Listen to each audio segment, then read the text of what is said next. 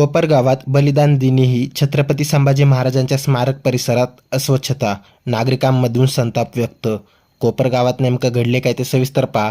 त्यापूर्वी चॅनलवर नवीन असाल तर चॅनलला सबस्क्राईब करून बेल आयकॉनवर क्लिक करा. कोपरगाव हिंदवी स्वराज्याचे दुसरे छत्रपती स्वराज्य रक्षक धर्मवीर छत्रपती संभाजी महाराज यांच्या बलिदान दिनानिमित्त आज राज्यभरातून त्यांच्या शौर्य, त्याग आणि स्वराज्य निष्ठेची आठवण काढत अभिवादन करण्यात येत आहे. अनेक ठिकाणी विविध कार्यक्रम, अभिवादन आणि स्वच्छता मोहिमा आयोजित केल्या जात असताना कोपरगावात मात्र एक खेदजनक प्रकार समोर आला आहे. कोपरगाव नगर परिषद हद्दीत असलेल्या छत्रपती संभाजी महाराजांच्या स्मारक परिसरात बलिदान दिनासारख्या पवित्र दिवशीही अस्वच्छता आढळून आल्यानं नागरिकांमध्ये तीव्र नाराजी व्यक्त होत आहे. हजारो नागरिक आजच्या दिवशी स्मारक स्थळी जाऊन महाराजांना अभिवादन करतात आणि स्वराज्याच्या इतिहासाला वंदन करतात. मात्र स्मारक परिसरात योग्य स्वच्छता व देखभाल न झाल्यानं प्रशासनाच्या कार्यपद्धतीवर प्रश्नचिन्ह उपस्थित केले जात आहे. सध्या कोपरगाव नगर परिषदेवर भारतीय जनता पक्ष कोल्हे गट यांची सत्ता असून नगराध्यक्ष म्हणून पराग संधान कार्यरत आहेत. अशा महत्त्वाच्या दिवशी स्मारक परिसर स्वच्छ,